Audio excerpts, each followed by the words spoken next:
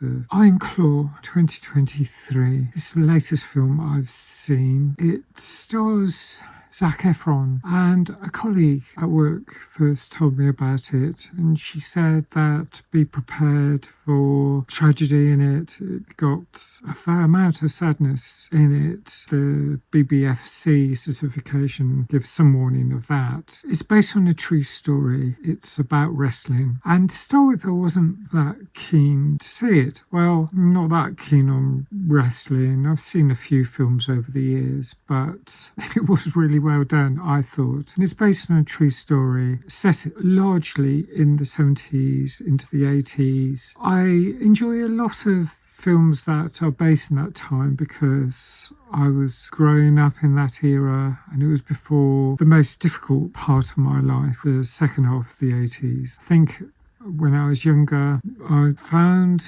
life difficult, but the nostalgia of that time gels. I feel happier with nostalgia from the 70s and early 80s. That's just me. So Zac Efron is one of four brothers. He's Kevin Von Erich. He's got three brothers. There's actually one brother, the eldest brother, who died at 5 years old. So he wasn't actually the oldest, but he was de facto the oldest brother, and he is very closely knit with his brothers. So the other brothers are Kerry, Dave and Mike.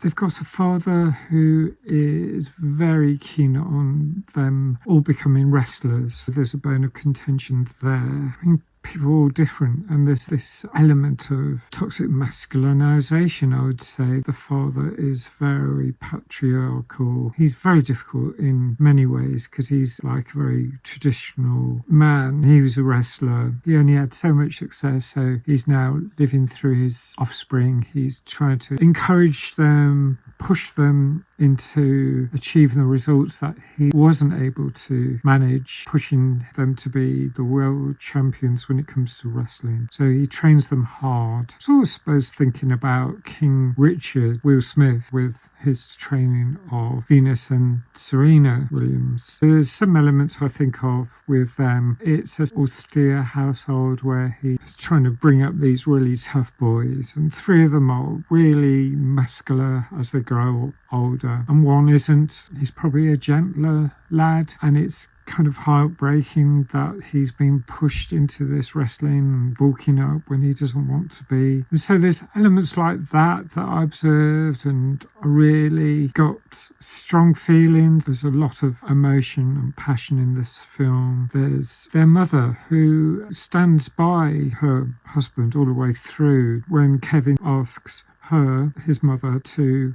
persuade their father not to be so harsh on Mike. She says no, it's up to him. So there's all this meanness, I think. Very difficult growing up in that sort of household. Well, they have a fair amount of success, but it probably isn't good enough. Certainly the father's always pushing for more, and ultimately there are tragedies, and there's also romance. Kevin, when he meets Pam, I found those scenes really sweet. She actually asks him out, and that is really beautiful, because what's wrong with a woman asking a man out? You know, I don't see anything wrong with that. Kevin takes it like that, but Pam is she's trying to persuade him to ask her out, and says, haven't you ever been taught to ask questions? There's little elements like that that really made this film, beautiful moments in this film. And then there's the tragic side. I enjoy this film because I knew nothing about this family and their history, and I'm going to look up a little bit about the family. I thought Zac Efron was fabulous, and the other actors were brilliant in it. Known actors. I thought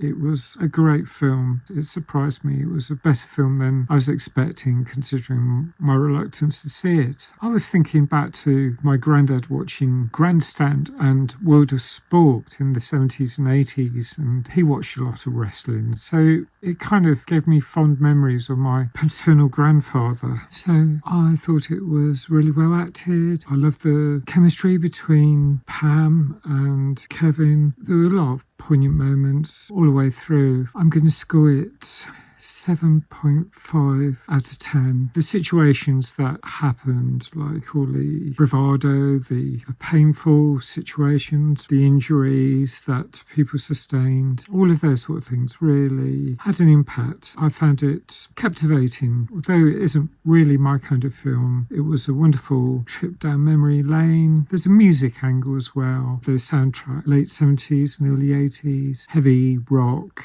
heavy metal. I always find it interesting to learn stories, even if it's not particularly a subject that interests me that much. And sport as a whole doesn't. Okay, so thank you, Isa, for recommending it. Those are my thoughts. I'd like to know what you think. Thanks for watching. Please like if you like this review. Thanks if you subscribe. Hope to see you again soon.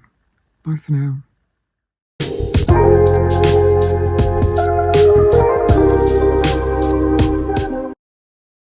2024, I think. Oh, is it 2023?